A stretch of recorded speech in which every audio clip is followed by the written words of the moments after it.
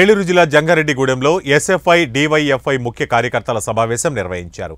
ఈ సమావేశానికి మండల అధ్యక్షులు ఎన్ రాజేష్ అధ్యక్షత వహించారు. స్వాతంత్ర పోరాట యోధులు బ్రిటిష్ సామ్రాజ్యాన్ని గడగడలాడించి భారతమాత బానిస విముక్తికై ప్రాణత్యాగం చేసిన అల్లూరి సీతారామరాజు 127వ జయంతికి యువతీ యువకులు ఘన నివాళులర్పించాలని డివైఎఫ్ఐ జిల్లా కార్యదర్శి సూర్యకిరణ్ సీతారామరాజు అన్నారు. ఆశయాలను ముందుకు తీసుకువెళ్లాలని పిలుపునిచ్చారు. దేశంలో జరుగుతున్న మహిళలపై దాడులు, అత్యాచారాలు, నిరుద్యోగ సమస్యలపై డివైఎఫ్ఐ ఎస్ఎఫ్ఐ నిరంతరం పనిచేస్తోందని తెలియజేశారు. 127వ జయంతి జూలై 4వ తారీఖున జంగారెడ్డిగూడెం మండలంలో ఉన్నటువంటి యువకులు విద్యార్థులు కూడా అందరూ ఐక్యమై ఈ జయంతిని జయప్రదం చేయాలని తెలియజేస్తూ, అదే కార్యక్రమంలో ఈ రోజున జరుగుతున్నటువంటి బీజేపీ దాడులు, మహిళలపై దాడులు, రాజ్యాంగంపై దాడులని వ్యతిరేకించాలని మనం ఈ రోజున కార్యక్రమం నిర్వహించడం జరుగుతూ ఉంది.